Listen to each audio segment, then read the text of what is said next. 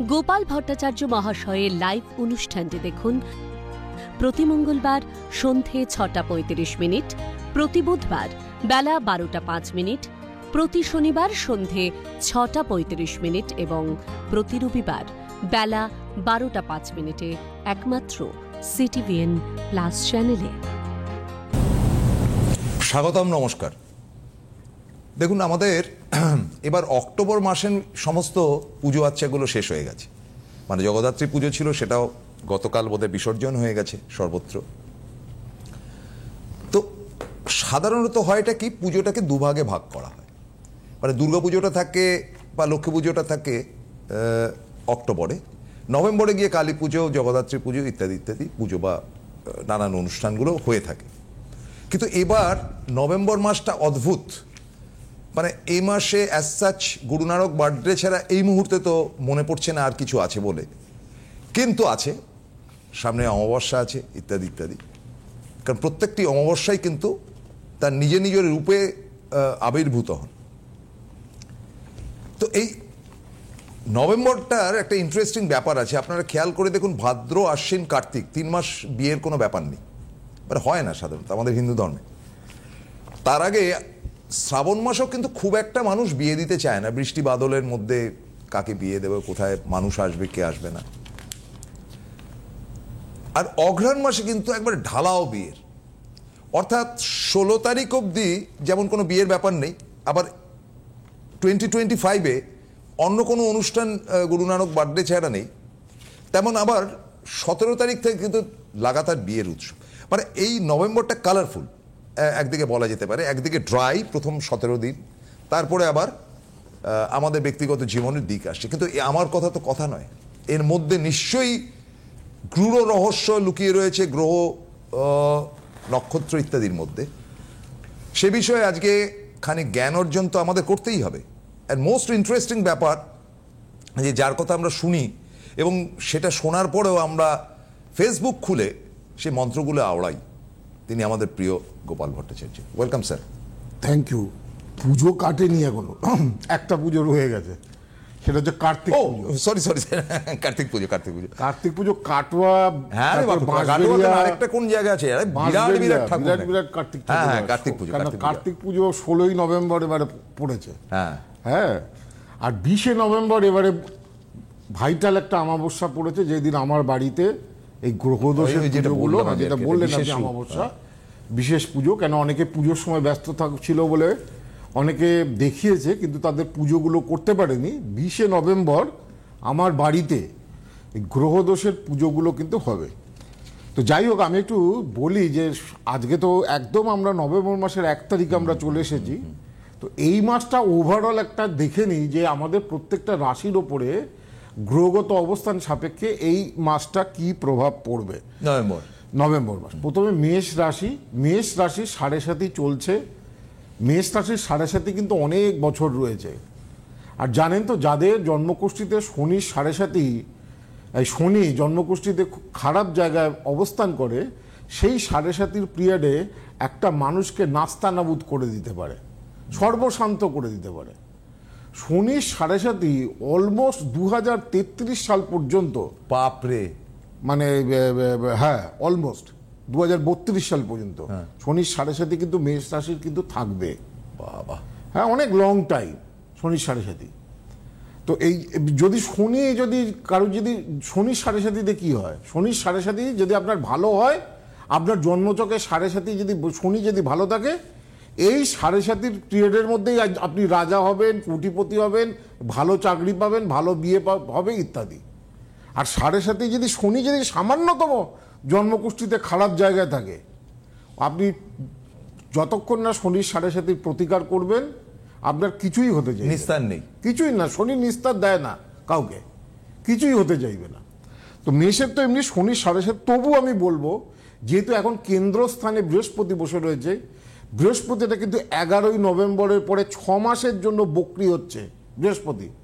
যেই বৃহস্পতি গ্রহ চাকরি, আর্থিক উন্নতি ইত্যাদি দেয়, জন্মকুষ্ঠিতে বৃহস্পতি যার যত ভালো হবে, সে জীবনে ভালো চাকরি পাবে। রবি বৃহস্পতির সঙ্গে সংযোগ তৈরি হলে সে সরকারি চাকরি পাবে। তো বৃহস্পতিতে 11ই নভেম্বর পর্যন্ত ডাইরেক্ট আছে, তারপরে কিন্তু বক্রি হচ্ছে। সুতরাং মেষ রাশির জাতক বা জাতিকাদের নভেম্বর মাসে যদি গুরুত্বপূর্ণ ডিসিশন, কোনো লোনের অ্যাপ্লিকেশন, কোনো বিবাহের ব্যাপারে কোনো বিজ্ঞাপন বা যোগাযোগ, যা কিছু ইম্পর্টেন্ট, কোনো বাড়ি ঘর কেনা, ক্রয় বিক্রয়ের ব্যাপারে যদি কিছু করার থাকে, যা কিছু করতে হবে 10 নভেম্বরের আগে। আচ্ছা, হ্যাঁ, শেয়ার মার্কেটের ক্ষেত্রে, সে সবের ক্ষেত্রে 11 নভেম্বরের পর থেকে আগামী 6 মাস মেষ রাশির জন্য বৃহস্পতি কিন্তু খুব ট্রাবলজনক হবে। আর্থিক জায়গায় একটু টলমাটল অবস্থা তৈরি হবে। রাশির পঞ্চমে কেতু বসে রয়েছে, সন্তানের শরীর স্বাস্থ্য দিকে খেয়াল রাখতে হবে।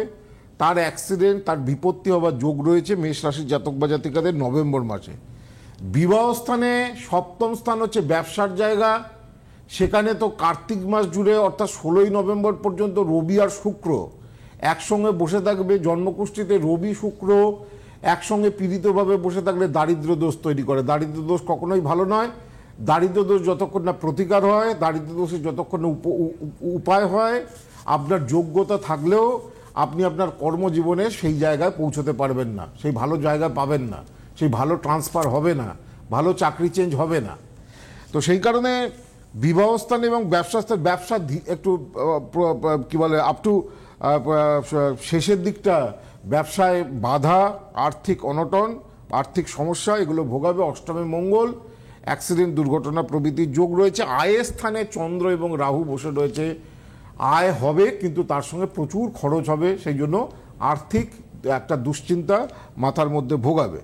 ব্যয়ের স্থানে শনি বসে রয়েছে, শত্রুতায় ক্ষতি দেয় দ্বাদশে শনি যখন বক্রি হয়। বৃষ রাশির ক্ষেত্রে রাশির তৃতীয় বৃহস্পতি বিফোর 16ই নভেম্বরের আগে কোনো নতুন কোনো যোগাযোগ হতে পারে, ভালো যে কোনো যোগাযোগ বা কোনো একটা আপনার মানসিক ইচ্ছা পূর্ণ হতে পারে। চতুর্থ স্থানে কেতু, গৃহ পরিবেশ এ মাসে উত্তপ্ত থাকবে। গৃহে অশান্তি, পাড়া প্রতিবেশীকে নিয়ে অশান্তি বৃষ রাশির নভেম্বর মাসে ভুগতে হবে। রোগস্থানে রবি শুক্রের মতো গ্রহ রয়েছে, সুতরাং শারীরিক ভোগাবে। বিবাহস্থানে বা সপ্তম স্থানে মঙ্গল এবং বুধ, বিয়ের কথাবার্তা অনেক দূর হয়েও শেষে কেটে যেতে পারে বা দাম্পত্য জীবনের সমস্যা দেখা দিতে পারে।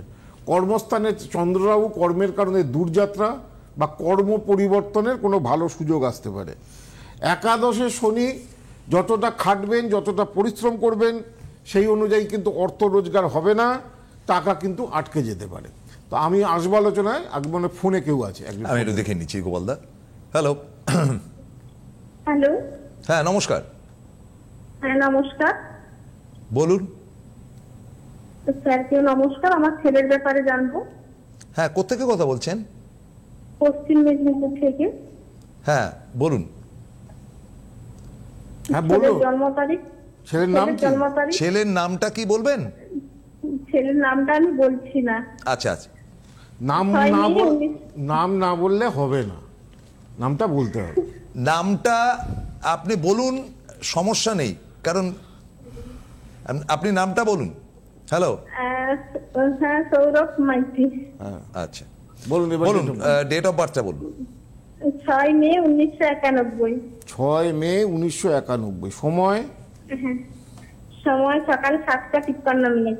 সকাল 7:53। কোথায় জন্মস্থান? কেশিয়ারি, খড়গপুর। ধরুন খড়গপুর। সোমবার জন্মবার ছিল? হ্যাঁ। মিথুন লগ্ন, মকর রাশি, শ্রবণা নক্ষত্র, দেবগণ। এইটা হচ্ছে জন্মছক। কি বলে, এইটা হচ্ছে জন্মছক। দেখি কি বলছে। লগ্ন মৃগশিরা নক্ষত্রে, রবি ভরণী নক্ষত্রে। বেশ। লগ্নে শুক্র মঙ্গল কেতু জড়ত্ব দোষ, লগ্নে মঙ্গল কেতুর মাঙ্গলিক দোষ। দ্বিতীয় স্থানে বৃহস্পতি এক্সল্টেড, কিন্তু শনি চন্দ্রের 20 যোগ রয়েছে। হ্যাঁ, বিবাহ স্থানে রাহু, কর্মস্থানে বুধ, একাধিকবার কর্মের পরিবর্তন কথা। দশমে যদি বুধ থাকে, একটা চাকরিতে কখনো স্টেবিলিটি আসতে চাইবে না, মানে চাকরি যাবে, চাকরি ছাড়বে, এরকম ব্যাপার। এই সময়টা খুব খারাপ সময়। আগেই বলেছিলাম মকর রাশি শনির স্বর্ণপায়া চলছে, বিশেষ করে ফার্স্ট পেজে। হ্যাঁ, এই সময় দেখা যাবে ওর চাকরি নেই, বেকার হয়ে হয়তো বসে রয়েছে। হ্যাঁ হ্যাঁ, এখন নেই চাকরি। চাকরি নেই। সায়েন্স নিয়ে পড়েছে না, ও তো বিসিএ আর্টস নিয়ে বিসিএ এমসিএ করেছে। আরে বিসিএ সায়েন্সের সাবজেক্ট, টেকনিক্যাল লাইন নিয়ে পড়েছে। এই তো মহা সমস্যা। হ্যাঁ, যাই হোক, ওটা বিজ্ঞানের জানতে চাইছেন? জানতে চাইছি চাকরি এখন হবে কিনা, বিবাহ লাইফ কেমন? হ্যাঁ, চাকরি এখন হবে কিনা? চাকরি হতে একটু দেরি হবে। চাকরি হতে মে মাসের পর থেকে কিছুটা ভালো সময় আসবে, কিন্তু এর তো জড়ত্ব দোষ। জন্মচকে জড়ত্ব দোষ থাকলে সেই দোষ, শুক্র এমন একটা গ্রহ যে গ্রহটা আমাদের জীবনে গাড়ি বাড়ি প্রপার্টি ভালো সম্পত্তি অর্থ দেয়। এই গ্রহ যদি রাহু বা কেতুর মধ্যে যে কোনো একটা গ্রহের সঙ্গে জুড়ে যায়, যতক্ষণ না জড়ত্ব দোষের প্রতিকার আছে, শুক্র অপসিত মহামৃত্যুঞ্জয় প্রয়োগ করতে হয়। শুধু আমি একটা কিছু ছোট নিয়ে পড়ে দিলাম তাহলে তো আপনার গ্রহ দোষ থেকে আপনি মুক্তি পাবেন না। যে কোনো দোষের যদি দোষ থাকে তার কিছু নিয়ম আছে, কিছু পুজো আছে। জড়ত্ব দোষ যাদেরই রয়েছে, যাদের শুক্র রাহু একসঙ্গে বা শুক্র কেতু একসঙ্গে, এদের জীবনে এই সাইকেলটা চলতে থাকে যে কিছুদিন চাকরি আছে, কিছুদিন চাকরি নেই, মোটামুটি মাইনে। হ্যাঁ, তো জড়ত্ব দোষ ঠিক করতে হবে। আর শনি চন্দ্রের বীজ দোষও রয়েছে। শনি চন্দ্র যখনই দোষ তৈরি হয়ে যায়, এর বিয়েও হবে দেরিতে এবং সবকিছুতেই, ভাগ্যোন্নতি বলুন, কর্মোন্নতি বলুন, শনি চন্দ্র একসঙ্গে থাকলে যার 28 বছর বয়সে বিয়ে হওয়ার কথা, দেখা যাচ্ছে 35-36 বছর বয়স হয়ে যাচ্ছে, তখনও বিয়ে হচ্ছে না। তো এই দুটো যোগকে ঠিক করতে হবে, নচেত চাকরির জায়গায় খুব একটা ভালো স্টেবিলিটি আসবে না। যাই হোক, ধন্যবাদ। আমি মিথুন সম্পর্কে বলি। মিথুনের দ্বিতীয় বৃহস্পতি, অর্থের স্থানে বৃহস্পতি, মিথুনের হঠাৎ অর্থপ্রাপ্তির যোগ রয়েছে নভেম্বরে রয়েছে। হ্যাঁ, কোনো না কোনো জায়গা থেকে। তৃতীয় কেতু, ভাই বা আত্মীয় স্বজনের সঙ্গে বিরোধিতা নভেম্বর মাসে দেখা দেবে। পঞ্চমে রবি এবং শুক্র বসে রয়েছে, নতুন প্রেমজ সম্পর্কে সফলতা এবং সেটা বিয়েতেও পরিণত হতে পারে। ষষ্ঠ স্থানে মঙ্গল বুধ, পেটের সমস্যা বা ঠান্ডা লাগার সমস্যা নভেম্বর মাস মিথুন রাশির জাতক বা জাতিকাদের ভোগাতে পারে। ভাগ্যস্থানে চন্দ্ররাহু, নবমে চন্দ্ররাহু দূরযাত্রা করায়। নবমে চন্দ্ররাহু যেহেতু রয়েছে, কর্মের কারণে দূরযাত্রা বা অন্য রাজ্যে চাকরির কোনো সুযোগ বা অপরচুনিটি আসতে পারে। দশমে শনি, কর্মক্ষেত্রে সহকর্মীদের শত্রুতা খুব ভোগাবে। কর্কটের ক্ষেত্রে রাশিতে বৃহস্পতি 16ই নভেম্বরের পরে বক্রি হচ্ছে, সুতরাং 16ই নভেম্বরের আগে ভালো কোনো গুড নিউজ পেতে পারেন। তবে অর্থস্থানে কর্কটের এখন কেতু, আরও প্রায় 1 বছর আর্থিক দিক খুব একটা ভালো যাবে না কর্কটের। হ্যাঁ, যারা সরকারি চাকরি করে স্টেবল একটা মাইনে পায় ঠিক আছে, কিন্তু তাও ব্যয় করাবে, খরচ করাবে বেশি। চতুর্থ স্থানে রবি এবং শুক্র রয়েছে, কর্মক্ষেত্রে পদোন্নতি, কোনো ধরনের ভালো ট্রান্সফার, এগুলো আশা করা যেতে পারে।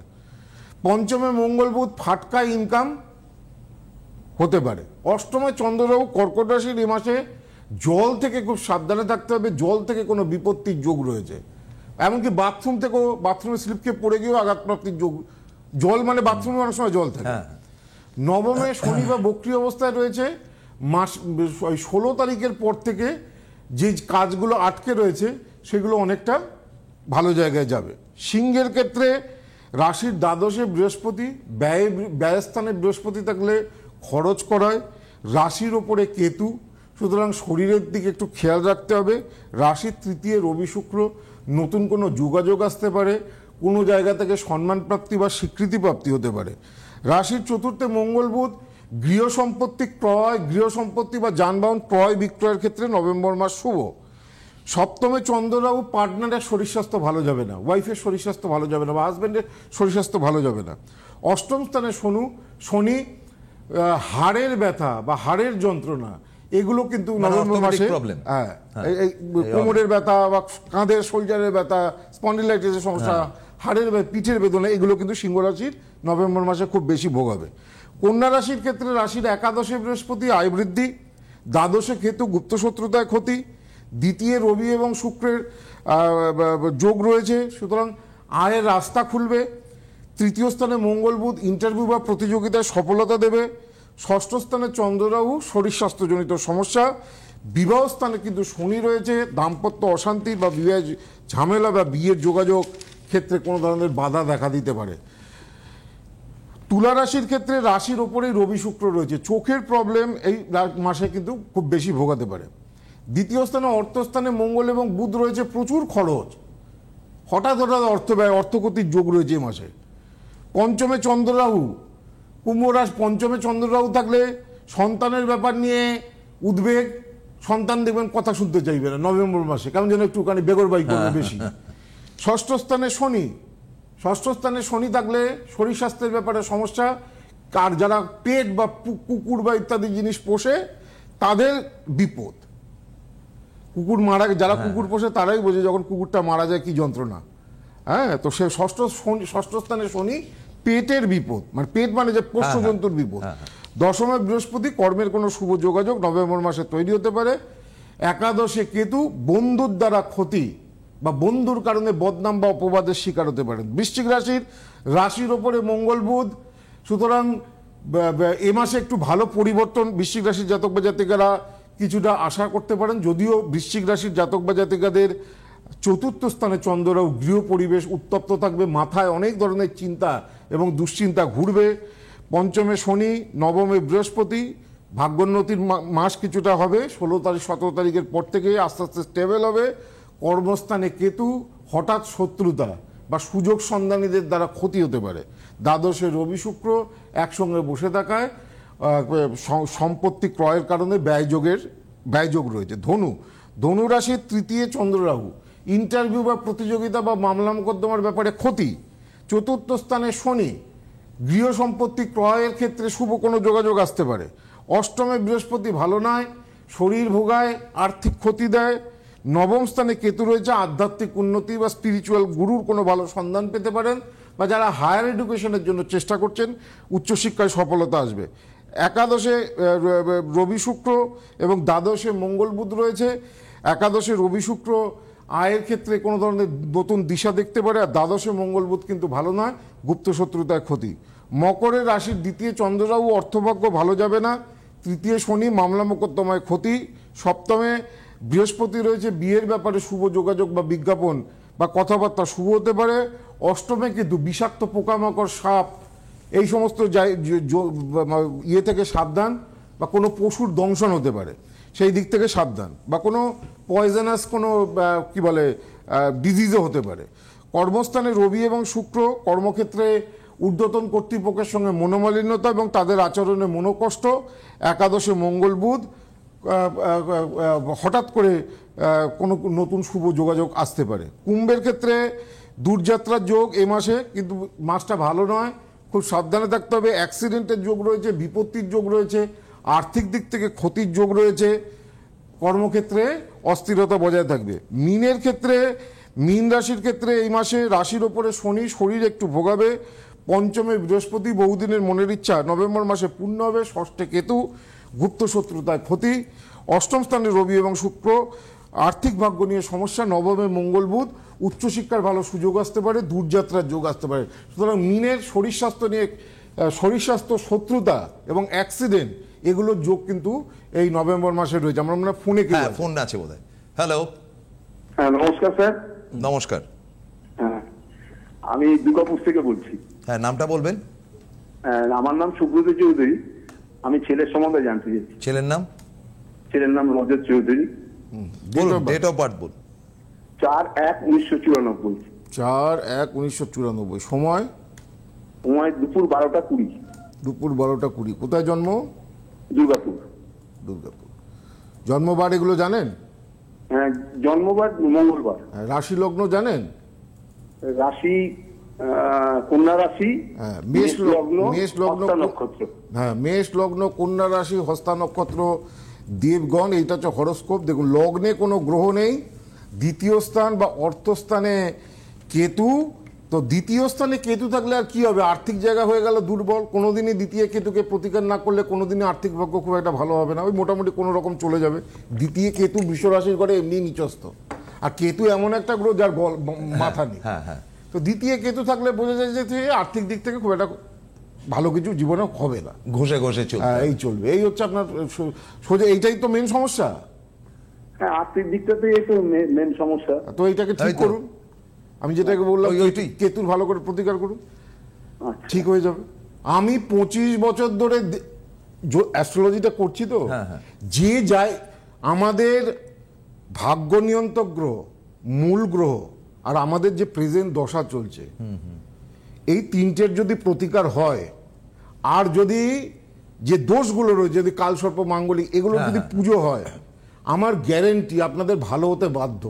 ঠিকই, বছরের পর বছর বিয়ে হচ্ছে না তো, কোন একটা জায়গায় আটকে রয়েছে, বছরের পর বছর সরকারি চাকরি রয়েছে, গিটটাকে মেডিকেলের। যে এখন আমার কাছে জানুয়ারি মাসে এসে বলে, স্যার আমার ছেলের মেয়ের পড়াশোনা কিছু হচ্ছে না, আপনি যা প্রতিকার দিন যেন ভালোভাবে রেজাল্ট করতে পারে। আরে একটু আগে থেকে তো সচেতনতা। এই যে এই মাসটা নভেম্বর মাস, সামনেই পরীক্ষা, যারা মেডিকেল দেবে তারা যদি একটা তো কাউন্সিলিং দরকার। হ্যাঁ, এই যে লক্ষ লক্ষ ছেলে MCA পড়ছে, ইঞ্জিনিয়ারিং পড়ছে, চাকরি কি হচ্ছে ভালো? কিছু ছেলে মেয়ের হচ্ছে, মানুষ MCA ছেলের চাকরি নেই, এই যে চাকরি নেই।